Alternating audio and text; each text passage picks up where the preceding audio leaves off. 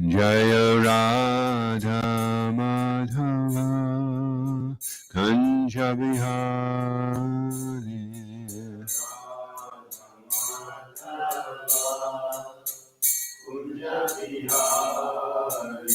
Jaya Radha Madhava Kancha Bihari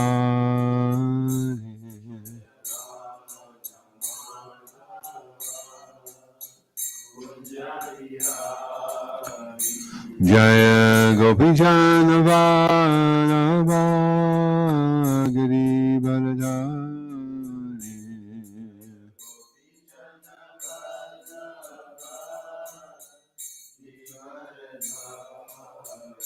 Jaya Gopijana Vallabha Giri Baladari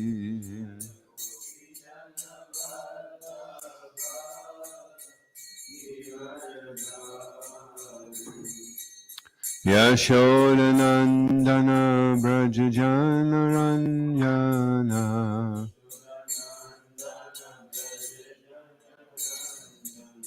Yashodanandana Brajajana Ranjana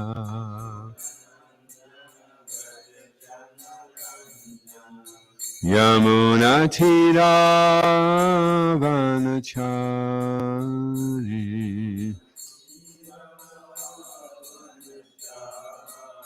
Yamunatira Vanachari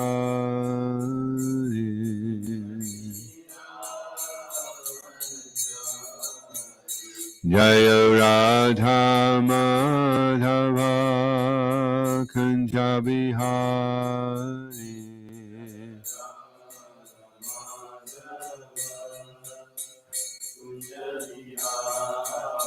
Hare Krishna Hare Krishna Krishna Krishna Hare Hare Hare Rama Hare Rama Rama Rama Hare Hare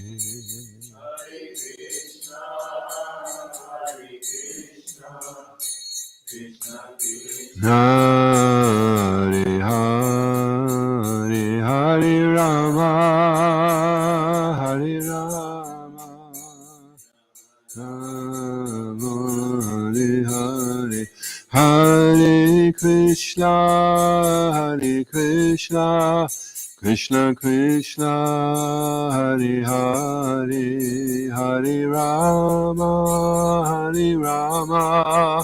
Rama Rama Hare Hare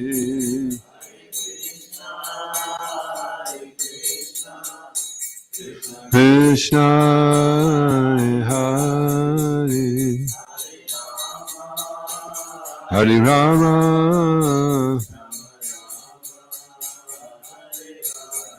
Jaya Kodanitai Maya Poshashi Kodanitai Maya Poshashi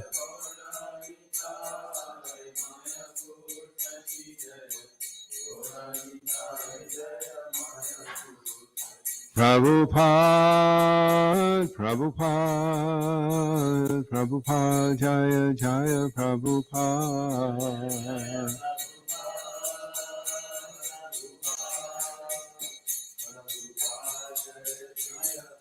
Jaya Jaya Prabhupada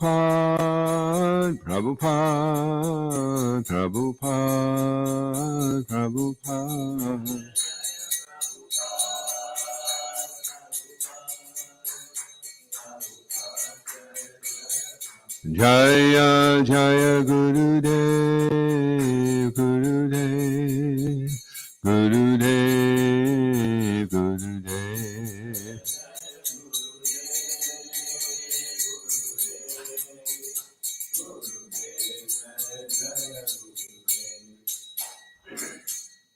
Iskam Guruvinda ki jai, Srila Prabhupada ki jai, Shishiko Nitai Mai Pushashi ki jai, Granthara Srimad Bhagavatam ki jai. Sari Krambhakti Rasamita Sindhu, Srila Goswami Prabhupada.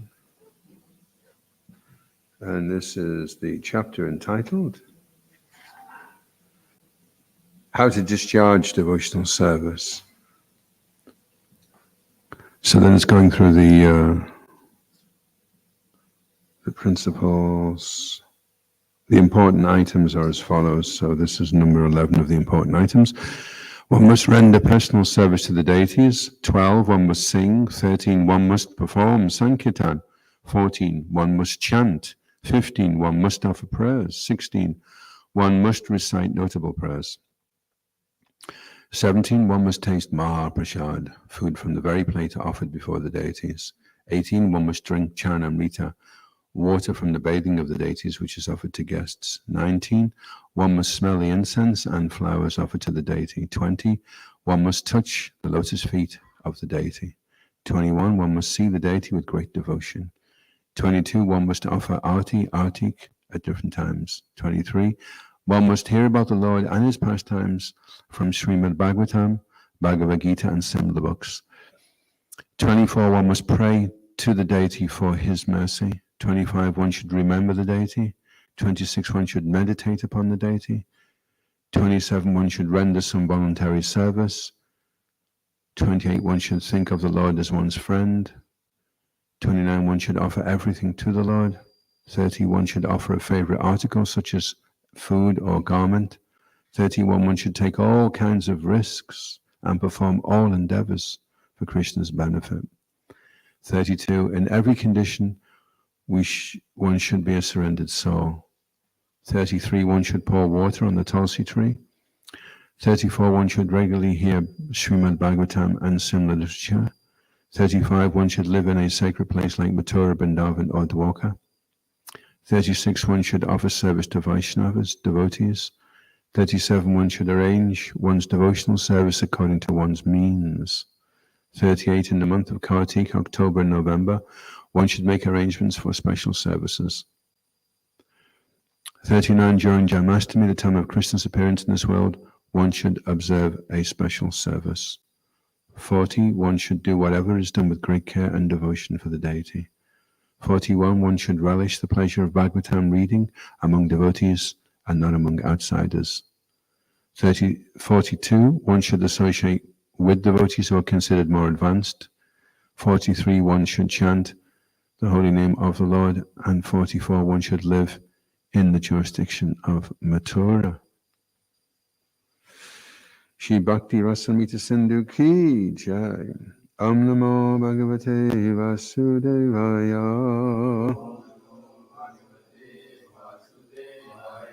Om Namo Bhagavate Vasudevaya. Om Namo Bhagavate Vasudevaya.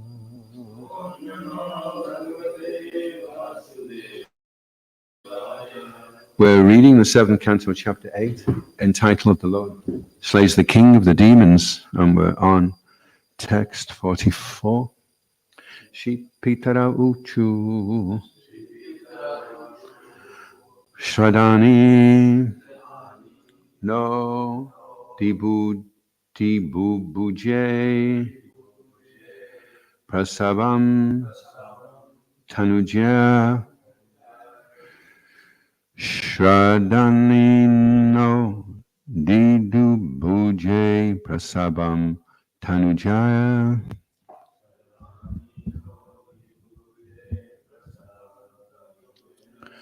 Datani Teta Samaye Pi Apibat Tilamu Datani Teta Samaye Pi Apibat Tilamu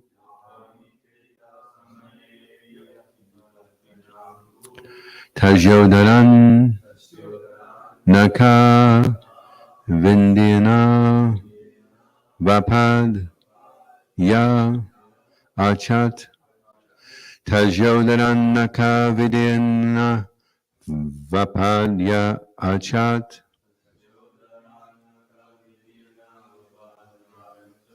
Tasmai Namo Nirhare Kila Dhamma Goptre Tasmai Namo Nirhare Kila Dhamma Goptre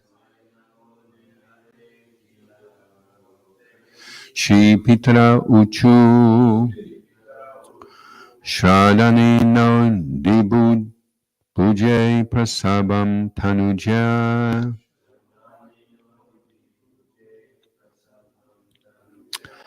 Dartani Teta Samaye Pyapi Bhatti Lambu Tajodaranaka Videna Vapadya Achat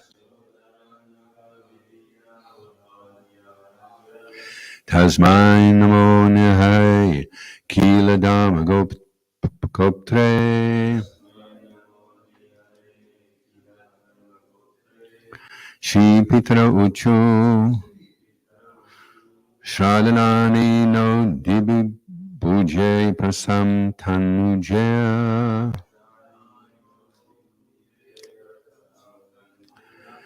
Datani Teta Samaye Pyapi Bhatti Lambu Tajodanaka Videna Vapadya Achat Tasmai Namo Nihare Kila Dhamma Goptre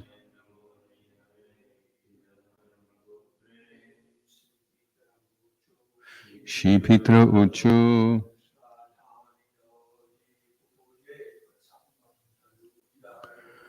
Shanadane no Dibuje Prasabam Tanujaya Datani Tita Samaye Pyapatilambo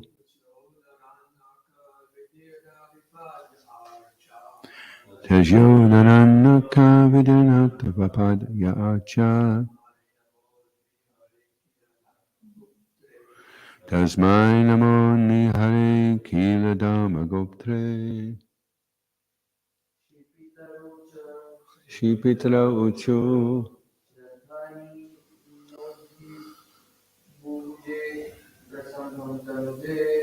Shadani no Dibuje Prasabam Tanuje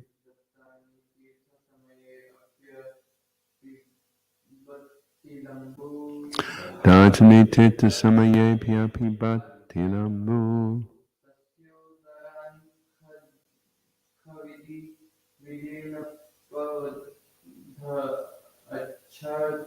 Tajodaranaka Vidine Vapadyad Achat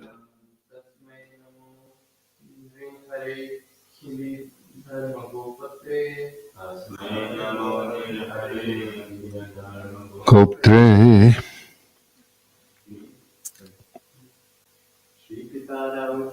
Shri Pitana Uchu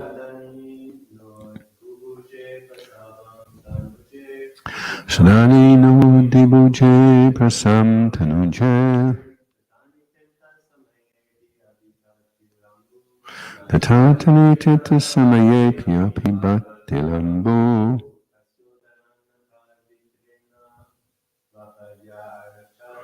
Tajodanaka Videna Vapadya Achat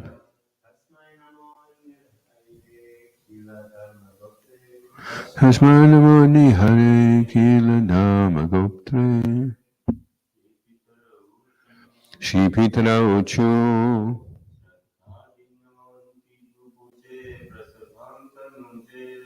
Shadani no Dibuje Prasabam Tanuja Datani Te Samaye Pyapi Bhatti Lambu Tajodanaka Videna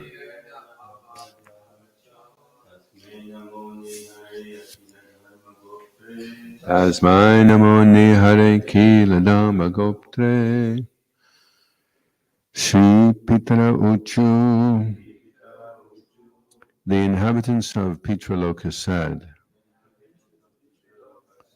Shradani, the performance of the Shraddha ceremony, offering food grains to dead forefathers by a particular process. Naha Adibu Buje enjoyed Prasabam by force, Tanujai by sons and grandsons, Datani offered Tirtha Samaye at the time of bathing in the holy places. Api, even, Apibat, drank, Tila Ambu, offerings of water with sesame seeds. Tajya, of the demon, Udarat, from the abdomen, Nakavedina, pierced by the nails of the hand. Vapat, the skin of the intestines of which. Yaha, he who, the personality of Godhead. Achat, obtained. Tasmai, unto him the Supreme Personality of Godhead. Namaha, respectful obeisances. Nirhare, who has appeared as half lion and half man. Nirhari. Akila, universal. Dharma, religious principles.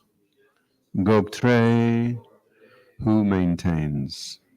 Translation: the inhabitants of Pitraloka prayed, let us offer our respectful obeisances unto Lord Nrsingadev, the maintainer of the religious principles of the universe.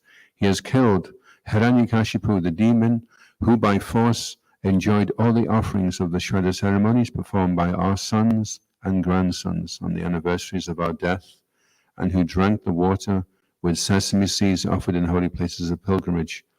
By killing this demon, O Lord, you have taken back all this stolen property from his abdomen by piercing it with your nails. We therefore wish to offer our respectful obeisances unto you. So responsively, please. The inhabitants of Pitraloka prayed, let us offer our respectful obeisances unto Lord Nrsingadev, the maintainer of the religious principles of the universe. He has killed Hiranyakashipu, the demon, who by force enjoyed all the offerings of the Shraddha ceremonies performed by our sons and grandsons on the anniversaries of our death, and who drank the water with sesame seeds offered in holy places of pilgrimage. By killing this demon, O Lord, you have taken back all the stolen property. Abdomen, by piercing it with your nails. We therefore wish to offer our respectful obeisances unto you. Purport Srila Prabhupada Ki Jai. It is the duty of all householders to offer food grains to all their departed forefathers. But during the time of Hiranyakashipu, this process was stopped. No one would offer Shraddha oblations of food grains to the forefathers with great respect. Thus, when there is a demoniac rule, everything concerning the Vedic principles is turned upside down. All the religious ceremonies of yajna are stopped. The resources meant to be spent for yajna are taken away by the demoniac government. Everything becomes chaotic, and consequently the entire world becomes hell itself. When the demons are killed by the presence of Lord Nrsingadev, everyone feels comfortable, irrespective of the planet on which he lives. Om Jnana Timirandasya Gananjana Shalakaya Chakshurunmilitam Yena Tasmai Shri Gurave Namaha Shri Chaitanya Manobhistam Sthapitam Yena Bhutale Swayam Rupa Kadamayam Tadati Swapadantikam Jaya Shri Krishna Chaitanya Prabhu Nityananda Shri Advaita Gadadha Shri Vasadi Gaura Bhaktarinda Hare Krishna Krishna Krishna Hari Hari Hari Rama Rama Rama Hari Hari Vanchakalpadrubhyascha Kripa Sindhubhyevacha Paritanam Bhavanebhyo Vaishnavebhyo Namo Namaha. Srila Prabhupada's making the point that all the householders, it is the duty of householders to offer food grains. But during the time of Hiranyakashipu, this process was stopped. So there's a lot of things that we maybe we're not even aware that we should be doing according to Vedic culture. But the one thing that we do know that we should do in Kali Yuga is to chant the holy names of God. And then anything that helps us to do that, such as following regular principles, we observe, and any things which make it difficult to do that, we avoid. This is sadhana, the process of sadhana bhakti.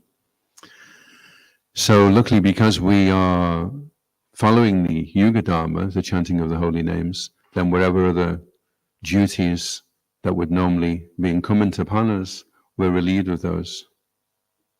But anyway, that's from the Vedic perspective. There's so many different rules and regulations. Hiranyakashipu took over the universe. It said that he was so powerful that the planets were afraid to move into inauspicious constellations. So the universe stayed always in the season of spring, and at the same time, all the flowers and fruits were being produced continually. There was no old age, there was no disease, and practically no death. And he ruled like this for over 2 million years. So some people would think that that was good. Just like if we had a demoniac president of America and he says, listen, when I take over, nobody grows old, nobody's going to be getting sick, nobody will get COVID, everybody will get 3 times as much money, everyone can do sinful activity, forget your forefathers, forget the rules, everything goes. Then he'd probably get voted, right? Yeah. So they'd forgotten all the principles of yoga and stopped them. And it took somebody like Prahlad, even the demigods couldn't do anything. It took somebody like Prahlad to come there and change everything. And Prahlad was so powerful that even Hiranyakashipu was afraid of him. That's why he wasn't trying to kill him at first directly. He was trying to get somebody else to do it. And eventually he realized, okay, I'm going to have to do this myself. He wasn't sure he was going to be able to pull it off. He was asking, where do you get your power from? How come you're not afraid, you know? If I was in your situation, I'd be afraid. Where did you get your power from? From the same place as you, Father, from God. So when there is demoniac rule, everything concerning Vedic principles is turned upside down. So this is referred to in 16th chapter of the Bhagavad Gita. It's called Asuchi Vrat, sworn to unclean work. So we take the vow: no illicit sex, no intoxication, no meat, no gambling.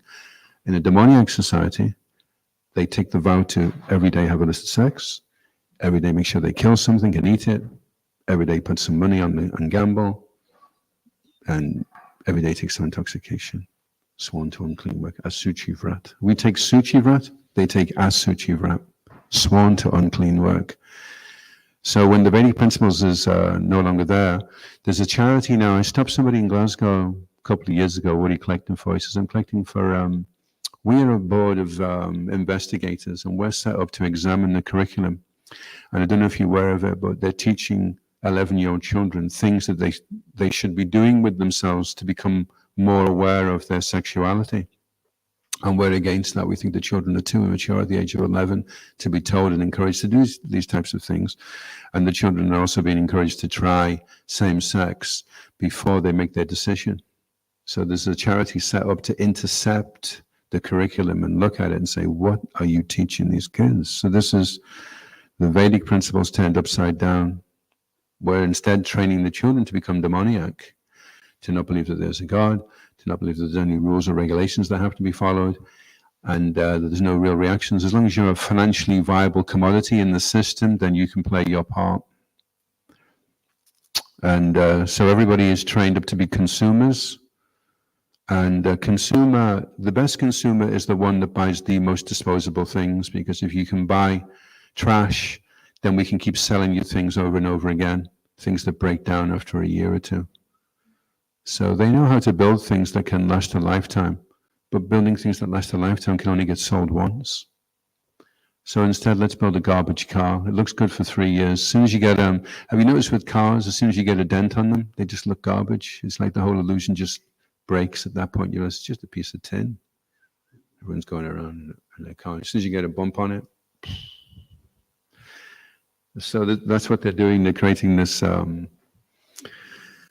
this society based upon false principles. Before I became a devotee, I went to study in Stockport College. I did a foundational course on advertising. Mr. Nightingale took us to the window and he said, "What can you see?" And we said, "People, Mr. Nightingale." He said, "No suckers." "Oh, okay, Mr. Nightingale. What's the only good thing you can do with a sucker?" "I don't know, Mr. Nightingale." "Rip them off." That was advertising. Get people to want things that they don't need. Joe's just walking down the road, minding his own business, sees a poster. The poster says, "Joe, you are an idiot unless you buy this." Joe was fine before that, but now he's seen that. He's feeling inferior until he gets it. So he gets it, and then they say, "Joe, that was iPhone 14. Nobody would be seen dead with an iPhone 14 because now we've got iPhone 15. And so you end up with a society which is just producing non-biodegradable garbage. The phone gets thrown over the shoulder, the trousers get thrown in a heap. I'm going to get the latest fashion, the latest music, and so everything just keeps getting thrown away, and we end up with this massive heap of junk.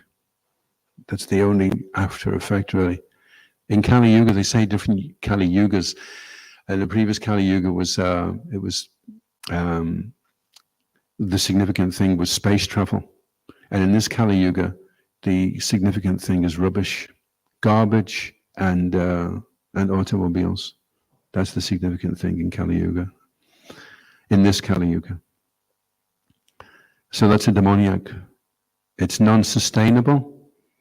At the rate we're going, if we don't reverse the process very soon, then we'll get to the point of no return, that we're taking more out of the earth than we're putting back in. That's not sustainable. And Govinda Dasi was over at Shivram Raj's farm, and she was saying how much Prabhupada would be pleased with this, and she was saying that in the early days, Prabhupada, every day, there's going to be a third world war, society's doomed, get land, grow your own food, get your own cows, don't depend on the system, it's going to collapse, it's going to collapse, it's going to collapse. And then one devotee Pradyumna, because Prabhupada was very heavy about the moon, saying they didn't go, which is becoming more and more obvious now. But so Pradyumna couldn't handle it, so he left. So then Govinda Dasi was saying that after that, he cooled right off Prabhupada. He stopped slamming society, stopped talking about the doom and the gloom, and they went into a different era.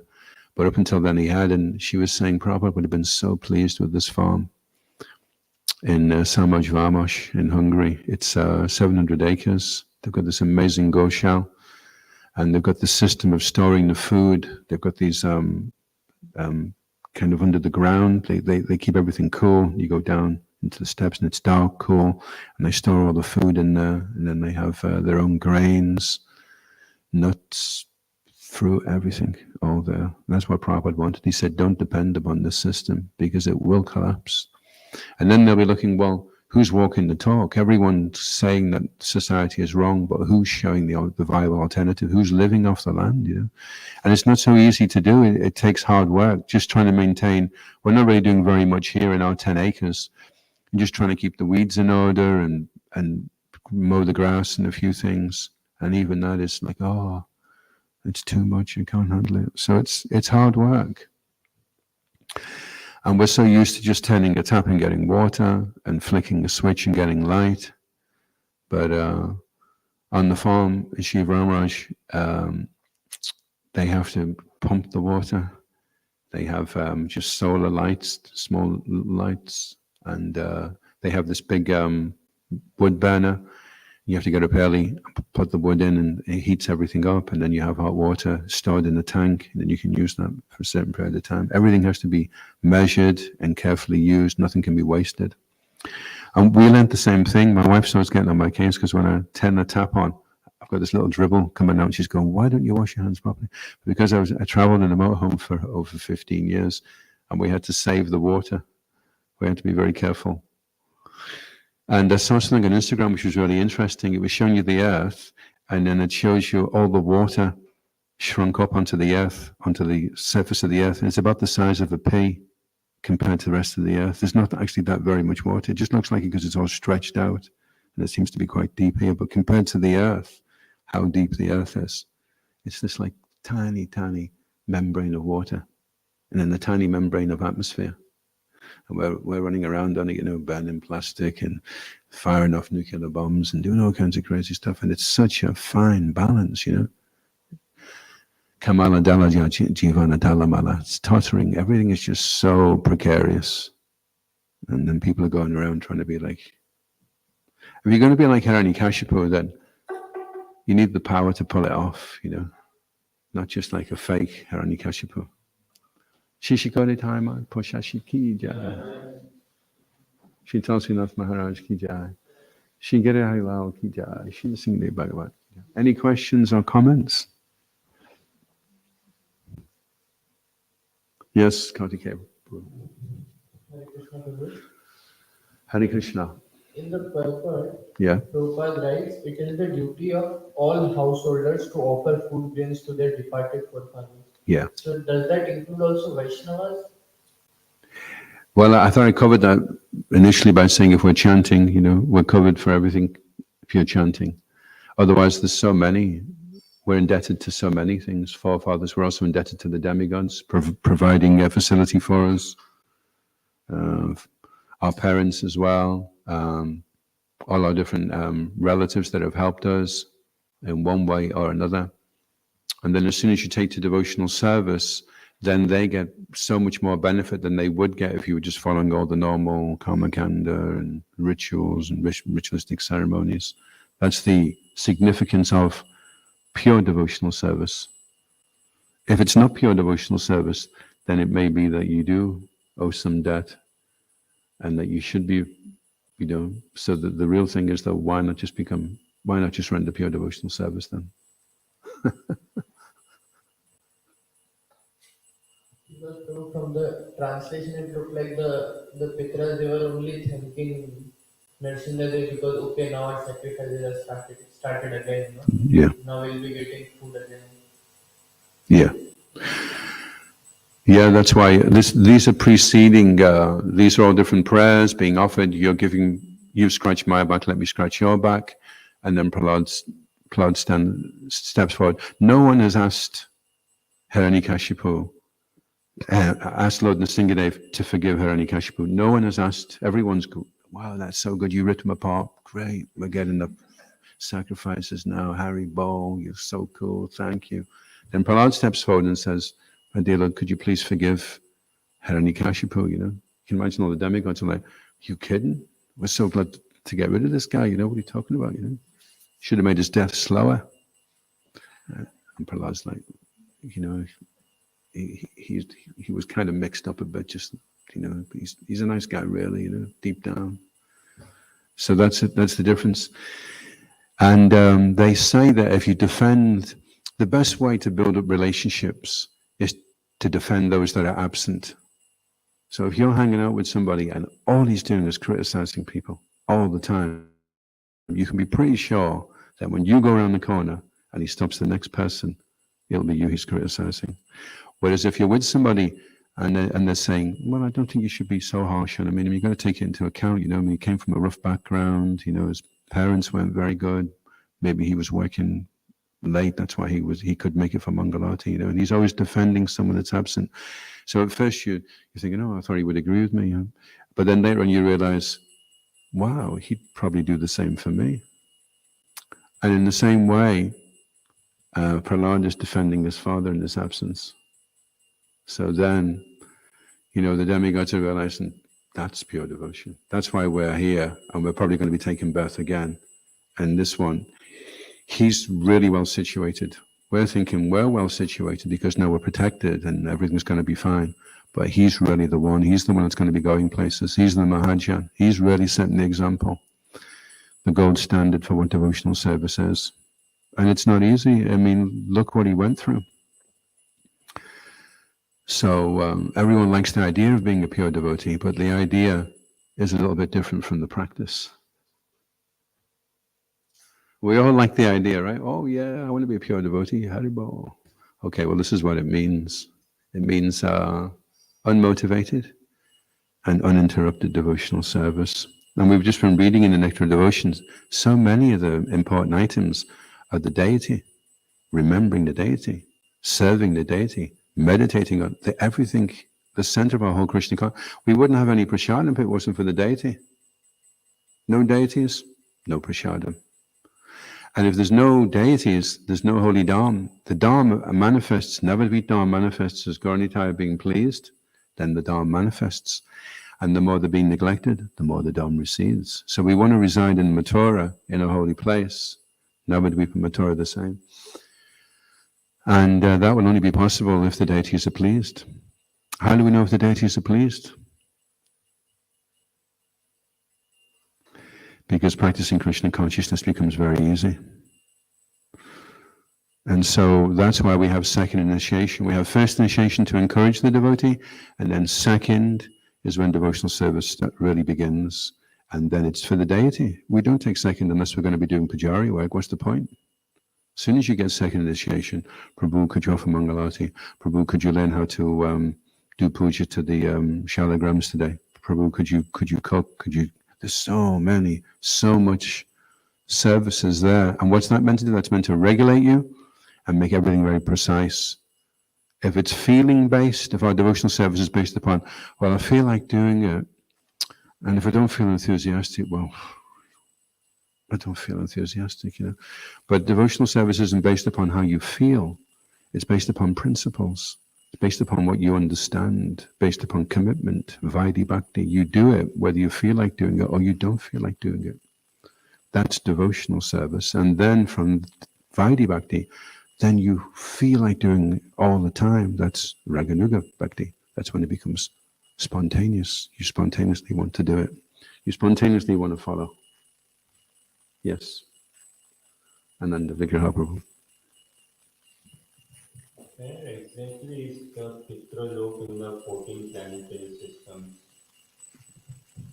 Kind of over there.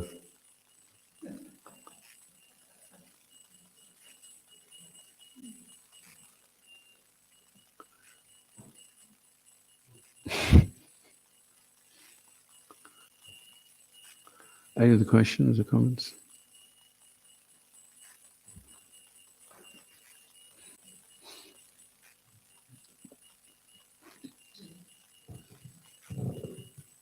It's a heavenly planet, but we can only stay there as long as their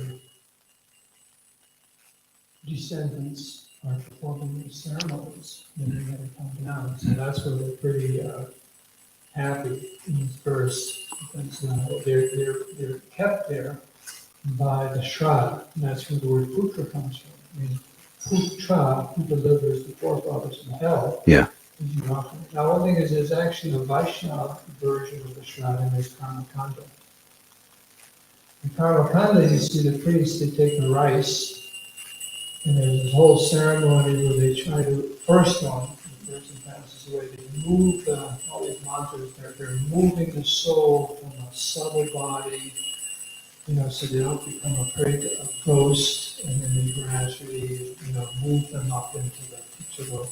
Mm-hmm. Now, it is brought up that who is that powerful, my understanding, and that's why I perform that kind of ceremony. Who's that powerful in Kali Yuga? You can move the departed souls in these different subtle bodies, and all the 14 beings and so on.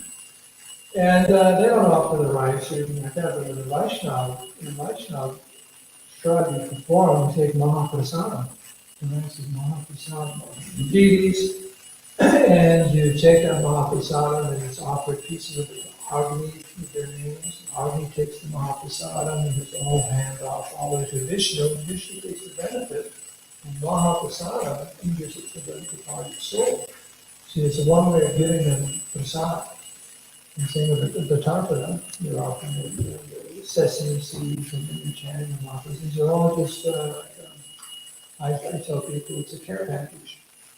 But it's Krishna conscious. It's not just sending the picture local. Who could care? That's just they're going to fall from it sooner or later. They may not make it, but to give them prasadam. Prasadam, and the tarpanas are getting the benefit of bathing and the Ganges, or if it's more holy waters. When you perform the Shanti Homa, Vishnu, Purusha Sukta, they're getting the benefit of it. So it's a Krishna conscious care package. That's the Vaishnava. But your point here was absolutely Samasrita, that verse. One who's engaged in pure devotion service, they have no more debt. They have no debt to the demigod, they have no debt to forefathers. It's all taken care of. So it's not an absolute necessity, but you can see for those who aren't devotees, they're very, very concerned that, oh, we have to do the Shrad for my father, my grandfather, 3 generations back, I'll do it. I'm a putra, I'm just going to email from a family. I know they were in India and someone passed away. There's no son, only a daughter. And I'm wondering what to do because all the Vedas talk about the son. And I told the Vedas say if there's no son, that's okay. The daughter can do it, brother, uncle, says the king, local Brahmin. But someone should do offer them a son. Help them out. It's just one way of giving them some Krishna consciousness in our life. But there's most people's kind of just trying to make sure they get to that future loka and so on. Are you concerned? Where are you going? Nice answer. Yeah, very good. It's interesting, isn't it, that the earth is the key point. That's where you get the Sukriti. So unless they're doing the yogya there, then they don't get the benefit. So it's a significant planet or system of planets where that takes place. Yes, Hare Krishna. I just wanted to go back to the previous point, as you always started to be like Bhagavatam Maharaj. How can we practically cultivate more of the need of compassion and be a bit, sort of a bit more like him and, forgiving and so. Yeah, I'm just reading Nonviolent Communication and going back over it because I had a relapse in nonviolent communication the other day on Sankirtan. And so Marshall Rosenberg is saying that your feelings are based upon your needs. And when you judge somebody or you blame somebody or criticize somebody, that's actually not the real problem. The real problem is you have certain needs and they're not being met, and that makes you feel like this. So rather than blaming the person, you bring it back to yourself and you realize, okay, I need to be in a situation where the door doesn't get slammed, and because it gets slammed, it makes me very nervous, and I become uneasy, and therefore I become angry at you. So rather than say to the person, you fat fool, what are you doing slamming the door, which only makes him want to defend himself, you say, Prabhu, when that door slams, my heart shatters into 1,000 pieces. And then there's a chance that he will be compassionate. He'll think, I don't want to hurt him. I didn't want to do that. I mean, I slammed the door because I didn't think of it. But he's telling me now it's devastated him. I don't want to devastate him. So rather than defending himself, I'm not a fat fool. Who do you think? You should look at yourself in the mirror. You're twice as fat as me, which is completely nothing to do with the situation. You let the person know what your needs are. And that because you have these needs, it's making you feel like this. And so you're putting yourself in a vulnerable situation. You're saying, Prabhu, I'm very weak. And just the slightest thing like that would destroy my concentration. Could you please not do that? And then there's more chance you'll think, well, yeah, okay, let me do it, So that takes a kind of rewiring of our default nature, because material world, everyone is just fighting against each other, and the biggest ones push the smaller ones out the way. And that's just the way they call it, what do they call it when the pecking order? And everybody has their pecking order, so how well you can push somebody else around determines how high up you can go in the pecking order. So Krishna consciousness is the very first quality a devotee starts to display is compassion. I remember Prabhupada explained to me one class, I don't know where he got that from, he was saying that's the first symptom of devotional service starting to work, is that the compassion starts to come up because the heart's becoming purified, it's becoming more sensitive. Instead of just thinking of ourselves, we're starting to think paradukada, we're starting to think of the welfare of others, which is what nonviolent communication is all about, that you can only really feel fulfilled and satisfied if you're able to please and satisfy others. And if you try to isolate yourself and independently, then you'll only experience more misery and more suffering by that disconnection. So it's interesting because when I first joined, I'd only ever read Prabhupada's books. I thought anything else was heresy. And then one devotee's in class quoting from Men Are From Mars, Women Are From Venus. I thought, that's bogus. Prabhupada never wrote that. What are you talking about, But then after getting married and reading the book, it was really, really helpful. Now, Prabhupada says we should be ideal householders and we should respect our wives. And so we know we should do that. But Men Are From Mars, Women Are From Venus, for me, was the vehicle that took me across to doing that. Like Tamil Krishna said once, people say to him, Prabhupada never said do that. And he would say, no, but Prabhupada said do this, and I'm doing this so that I can do that. And so these different tools, psychological tools, we can learn them so that we can become, Prabhupada wants us to be humble and he wants us to be compassionate and not going around judging everybody and criticizing everybody. Okay, we know Nindadi Sanya Krishneti is a Garitamana Shadrata, Dikshasti Chapana, Bajbi Jarmatan, Isham, Shushaya Vajnavigana Mananyamanya, and Nindadi Sunya Hidam Ipsit Sangalabja. Nindadi Sunya, we have to be devoid of any desire to want to criticize. So how am I going to do that? Because I've always criticized people, and that's just the way I function, and that way I can feel safe because I can criticize other people and keep them at a distance and feel like I'm okay. And I've got to rewire all that now. Okay, so let's look at nonviolent communication. What are your needs? Those needs are causing these feelings. What are his needs? Somebody may say, I think you're a completely horrible, stinking, smelly wretch, Okay, so why is he saying that? What's the feelings? And why are those feelings there? What needs are not getting met? So instead of hearing that, you hear him saying, oh, I just need you to love me. I need you to show me respect. But it's come out in a really distorted way. But that's really what he's meaning. So you could translate that. Okay, he wants me to be nicer to him. Okay. Came out in a really weird way, but okay, that's what he wants. Okay, let me try and be nicer to him. So that takes a certain amount of strength of character and a certain amount of developed intelligence and maturity to be able to do that, not just give in to the way you feel. Sentiments. Sentimental is sensuous and mental platform. And we don't want sentimentality, We want to try and get free from sentimentality because it's by nature, it's erroneous. There's error there, it's imperfect. Is that okay?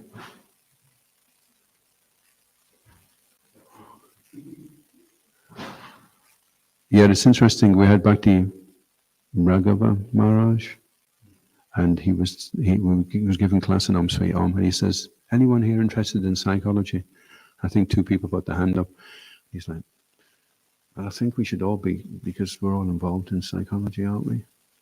So, Prabhupada wants us to distribute books. He doesn't tell us how to change spark plugs in a car, but if you want to get from A to B, you've got to learn how a car runs. It doesn't tell you anywhere in the books about how to run a car, but you have to know how to change the tire, how to check the pressure, how to change. If you don't know these things, you're not going to be passing out a lot of books. Maybe with a horse and cart, you could do a few.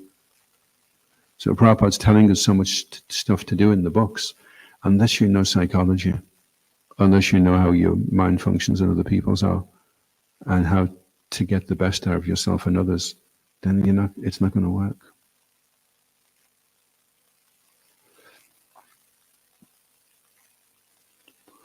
There's a lot in self-realization, actually.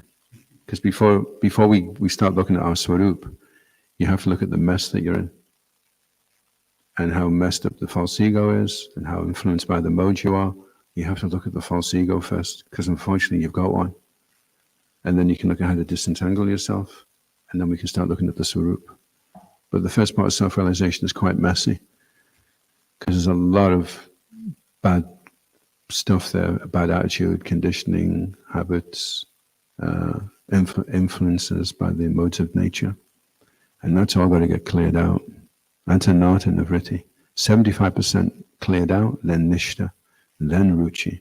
And then we can start looking at Swarup. Then self-realization starts becoming interesting, you know. Oh no, I think I'm a gopi.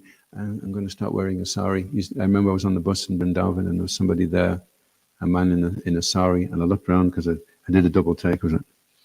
And he went, it's got to be, it's a bit more difficult than, you know, self-realization is a little more difficult than that, you know. And Swarup, what's that devotee called? The writer, Prabhupada disciple on the GBC, Swarup.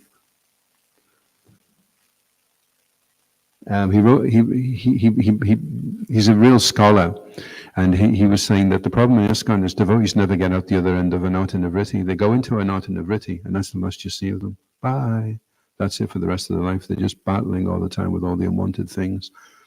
He says we've got to get out through anata nivritti as quickly as we can. That means steady, solid, strong, devotional service over a sustained period of time. Enthusiastic, confident, patient. Then we get through to Nishta, and then the fun begins. Majjhima Adhikari, Nishta. You want to preach, you can see who the devotee. You go on the street, and you've got these eyes, Majjhima Adhikari eyes. You can see the devotee. He's 1,500 feet up the road, and you're pushing past. Excuse me. Oh, Bhagavad Gita. I've been looking for a Bhagavad Gita, and I want to chant Hare Krishna. Have you got any beads on you? Can I give you £100? That's Majjhima Adhikari. He can see who the devotee is. And that's what he's looking for. When he goes out on Sankirtan, he's just trying to find the devotees. Then devotional service starts to become interesting. But the longer we take in the anata nivritti stage, the more we prolong the agony. And it just drags on and on. And after a while, do you know, I've been doing this now for 50 years and it just doesn't seem to be working, you know. I think I'm going to become a Jehovah's Witness.